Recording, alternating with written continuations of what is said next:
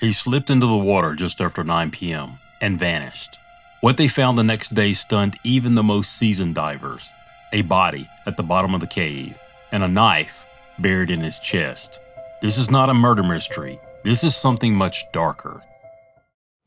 Dark greetings, everyone. I'm Lord FreakZilla, and this is Gothic Sagas. Tonight, we journey beneath the crystal waters of Croatia to a place the locals dare not enter, a cave with a name that whispers evil. One man dove in, but what they pulled from the depths was a mystery no one expected. Now, let's venture into the depths where shadows dance and secrets lurk.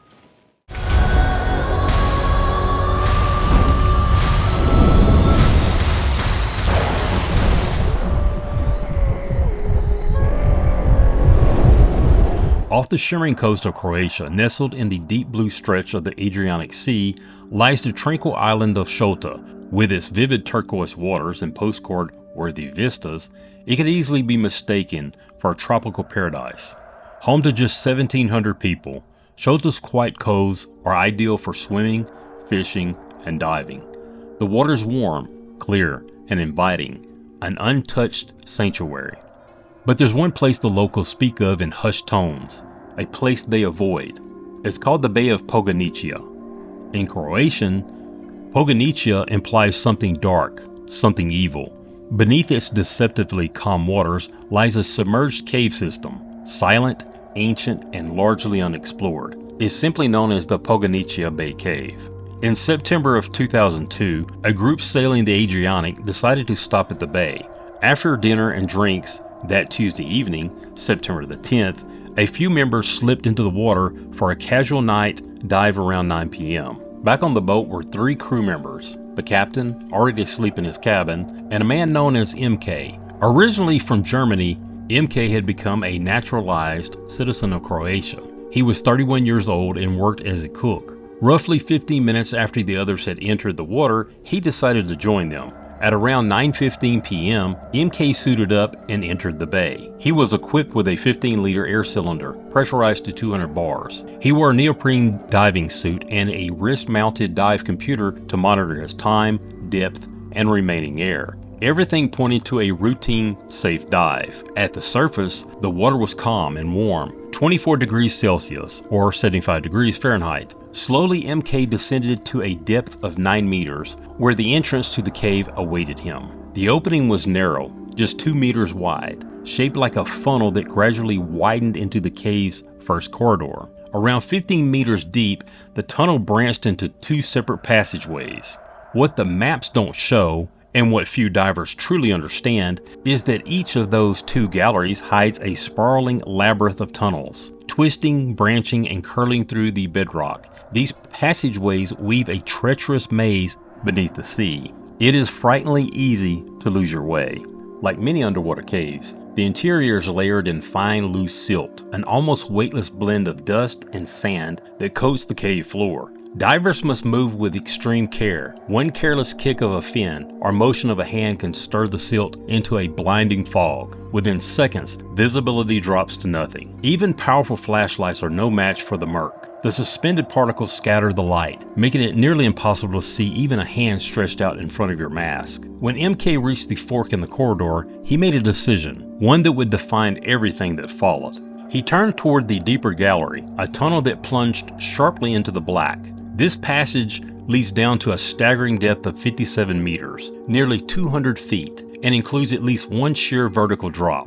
That drop alone takes you from the chamber ceiling at 35 meters straight down to 50 meters in one terrifying descent. Though MK was reportedly in good physical shape, his training was minimal. He was a recreational diver, enthusiastic, but far from seasoned. His experience was limited, and the cave system was no place for mistakes. Still, he swam forward with confidence and descended. Down the shaft he went, deeper and deeper, until he reached the base of the darkened chamber, 50 meters beneath the surface. There the temperature plummeted. The once warm water was gone, replaced by a biting chill, just 14 degrees Celsius, or 57 degrees Fahrenheit. It was pitch black, silent, and unforgiving. After reaching the bottom at 50 meters, MK didn't linger. He immediately began his ascent, first rising to the chamber ceiling, then heading toward what he believed was the corridor leading out. But in that shadowy, disorienting maze, he made a fatal mistake. He took a wrong turn. Instead of heading toward the narrow exit funnel, MK veered off into the shallow gallery, an entirely different part of the cave system. Divers familiar with the Poganica say that from the deep chamber, the entrance to the shallow gallery looks nearly identical to the exit tunnel, even under ideal conditions, and poor visibility would disturb silt clouding everything. The two are almost indistinguishable. To make matters worse, MK had consumed alcohol earlier that evening with dinner, enough to cloud judgment, dull reflexes, and impair decision-making. Now, inside an unfamiliar cave system, that impairment would prove deadly. By this point, 25 minutes had passed since he entered the water. With the air supply he had taken, about 35 minutes worth, he was running out of time, and surfacing wasn't as simple as swimming up. At the depth he had reached, he would need to perform mandatory decompression stops or risk a violent case of decompression sickness, commonly known as the bends. MK must have realized, too late, that he was lost. Somewhere in the winding, unfamiliar tunnels of the shallow gallery, he searched desperately for the way out. But the silt, the darkness, and the ticking of his dwindling air would have turned that search into a slow-moving nightmare. Imagine being lost in a pitch-black cave. No idea where the exit is. Your air running out, and every tunnel looking the same. That's what MK was facing alone, disoriented and running out of time. Back on the surface at 10:30 p.m., the rest of the group returned to the boat. MK was nowhere to be seen. Two divers immediately returned to the cave to look for him. They searched for over an hour, navigating the dark maze until 11:41 p.m., but found nothing. No bubbles, no lights, no sign of life. They knew what that meant. Unless MK had somehow found an air pocket, and the odds of that were slim, he would have been out of air by then. At 12:15 a.m., the group radioed for help. Police in the coastal city of Split were contacted, and a rescue dive team was dispatched. By morning, 2 police divers had arrived and descended into the mouth of the cave. They followed the known path, down to 9 meters, then deeper to the fork at 15 meters. To avoid becoming separated, the 2 divers were tethered together by a line, but even that precaution wasn't enough. At some point inside the cave, one diver, drawn into the darkness, let go of the line and vanished. His partner, now alone, began to panic. With air running low and no sign of his teammate, he turned back. Desperately, he searched for the way out. Just as his tank neared empty, he found the exit funnel and escaped the black maze. But in his panic, he had no time to stop. He bypassed his required decompression pauses and surfaced too fast. The result was immediate. He suffered severe decompression sickness. The missing police diver was never seen alive again. It's believed he made the same fatal error as MK, mistaking the shallow gallery entrance for the way out, and vanished into the winding tunnels. A seasoned professional, undone by a moment's disorientation in a cave that gives no second chances. But despite the tragedy, the search for MK continued. There were areas within the cave where thin rays of light filtered through cracks in the rock, small enough to give hope. Some even speculated that an air pocket might exist somewhere within the chambers, a slim possibility that MK had found refuge. If he had survived the initial confusion, he would have been trapped alone in the pitch black for over 24 hours. The next day, divers re-entered the cave. In the shallow gallery, at a depth of 24 meters, just over 78 feet, they found the missing police diver. His body had settled quietly in one of the side passages, but MK was still missing. The divers pressed onward, descending into the deep gallery, and at last, near the very bottom, at a depth of 54 meters, or 177 feet, they found him. It was a grim discovery. MK's body lay motionless at the base of the chamber. He was still fully suited in his diving gear, though his mask had come off. His regulator, the device that fed him air, was out of his mouth. But what stunned the rescue team was what they found next. A knife was lodged deep in MK's chest. A knife in his chest. At first, everyone thought it was murder, but the truth turned out to be far more tragic. While removing the gear for recovery, the knife was accidentally dislodged. His dive computer also came off during the process, but both were retrieved and brought to the surface. What had started as a rescue mission had now shifted into something else entirely, a potential crime scene. Investigators treated the death as suspicious. All diving equipment and every dive computer from the group was seized for forensic analysis. On board the boat, police found a reddish stain smeared across the deck, one that hadn't been there before. It was immediately swabbed and sent off for testing. Blood samples were taken from every member of the crew. Several knives were collected from the vessel for comparison. Then came the polygraph test. Each crew member was questioned, but only 2 failed. Both were present on the boat the night MK entered the water. Crucially, they had no idea his body had already been discovered, and during questioning, both men showed significant reactions to the words knife and blood. The 2 were promptly taken into custody. But for now, no formal charges were filed. The rest of the group was eventually released, but under strict orders not to leave Croatia. The investigation was far from over. While police awaited the lab results on the mysterious stain found on the deck, they turned their attention to the diving equipment. Every piece was thoroughly examined, not just to confirm functionality, but to rule out sabotage. The dive computers were placed inside a hyperbaric chamber and subjected to simulated deaths beyond that of the deep gallery to test their reliability under pressure. The results were conclusive. Every computer functioned perfectly. Each one displayed a matching dive profile. These dive profiles record crucial details: the start time of the dive, maximum depth reached, total decompression time, ascent rate, and overall duration. Together they paint a precise graphical map of a diver's journey, data that once logged cannot be altered or deleted. The computers also showed a record of 37 previous dives, all consistent, all intact, no anomalies. Then came the autopsy. MK had been in strong physical health prior to his death. A single stab wound was found on the left side of his chest, just between the nipple and the sternum. The blade had pierced 11 centimeters deep enough to puncture the aorta. His lungs were full of water. That detail was chilling. It meant he was still alive, at least briefly, after the stabbing. He had inhaled water, suggesting he drowned within 1 to 2 minutes of being wounded. Toxicology revealed his blood alcohol level was 0.114, well above the legal limit for operating a vehicle in most countries. This pointed to 2 grim possibilities. Either MK was stabbed on the boat and thrown overboard alive, or the stabbing occurred underwater. Investigators began piecing together scenarios.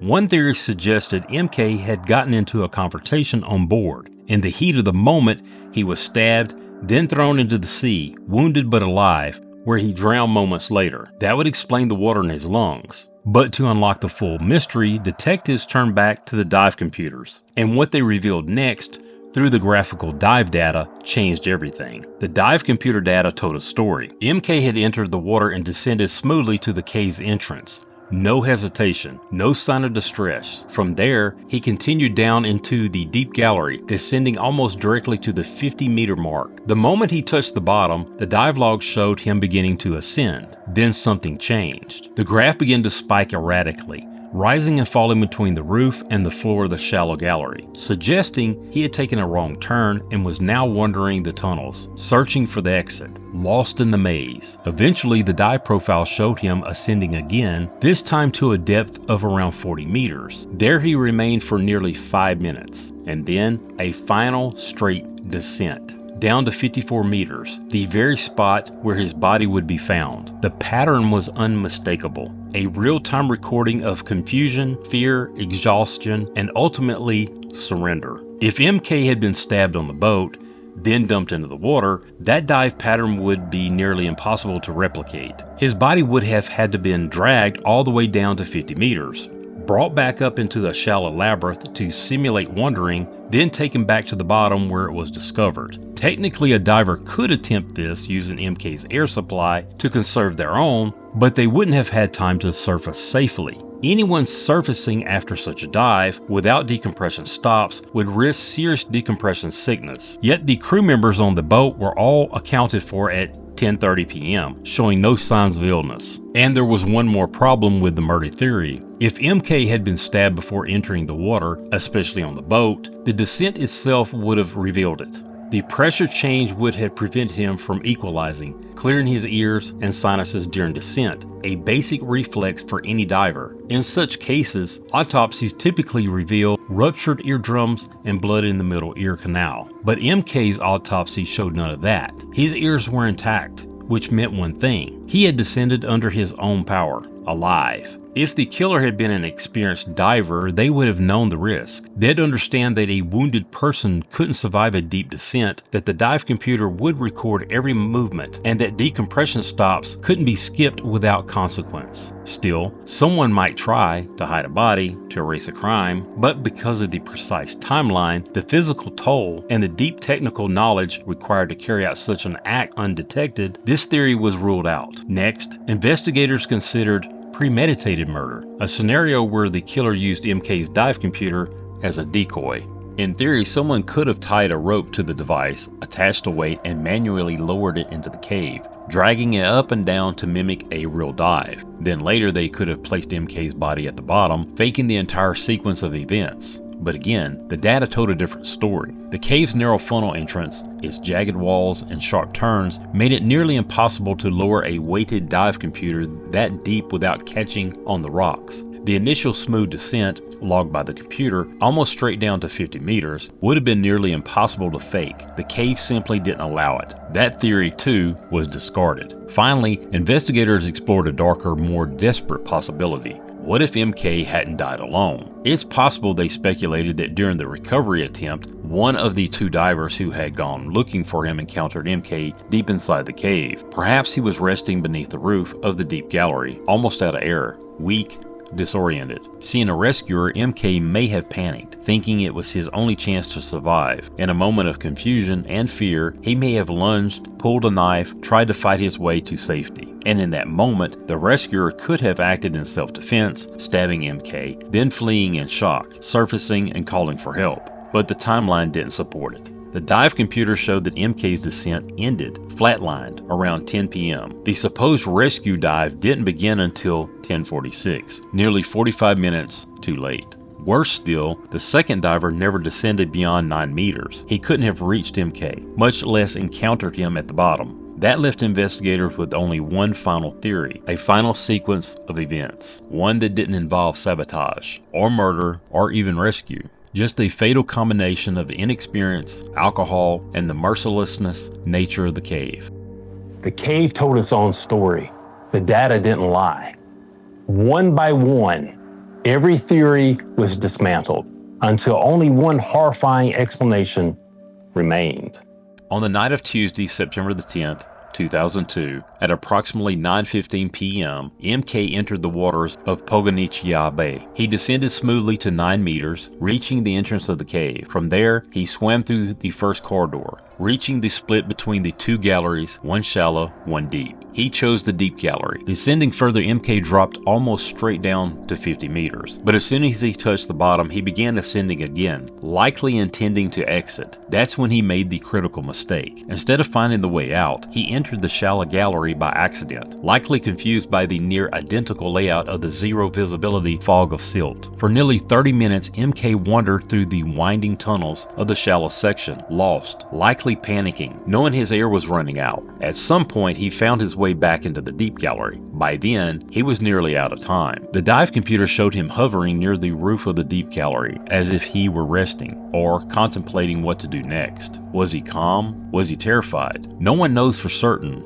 No one ever will. But what the evidence suggests is chilling. Faced with an unbearable fear of drowning, MK appears to have made a devastating decision. He took a knife and stabbed himself in the chest. Even then, it seems he may have remained conscious for a short time, his lungs filled with water, indicating he still breathed after the stabbing. Whether he passed out before the end or was fully aware in those final tragic moments remains unknown. Alcohol likely impaired his judgment. Nitrogen narcosis at that death may have worsened his state of mind. But ultimately, after plunging the blade into his chest, MK drifted downward into total darkness until his body settled at 54 meters below the surface. At first, Croatian military divers dismissed the possibility of suicide. But once the mysterious red stain on the boat was identified as paint and not blood, the forensics team reevaluated the evidence. Their conclusion was hauntingly simple. Had this been a murder, there would have been far easier ways to kill a diver underwater. A regulator can be pulled, a purge button pressed, a quick move from behind could have ensured drowning, quiet, fast, and undetectable. Instead, what they found pointed to something else. In times of extreme fear, humans sometimes choose a quicker end to avoid a more agonizing one. Just as people leap from burning buildings to avoid being consumed by fire, MK may have chosen a blade over breathlessness. His death was ultimately ruled a suicide, the result of panic, inexperience, intoxication, and a deadly environment no one should have entered unprepared. And considering that even a trained police diver lost his life trying to rescue him, the Bay of Poganica has more than earned the dark reputation it holds among the locals. Some caves swallow light, others swallow hope. MK entered that cave with a full tank of air, but not nearly enough time, or training, or clarity. In the end, it wasn't the cave that killed him, but fear, confusion, and silence. And now, the Bay of Poganica holds another secret that will never resurface. Thank you for joining me in the darkness once again. If this story haunted you as much as it haunted me, please subscribe, like this video, and let me know in the comments below what you think about the story and what was the creepiest part. I don't know about you, but for me, finding someone deep inside a cave of water with a knife in his chest is pretty creepy. Anyway, let me know what you think, and I'll see you next time in the shadows.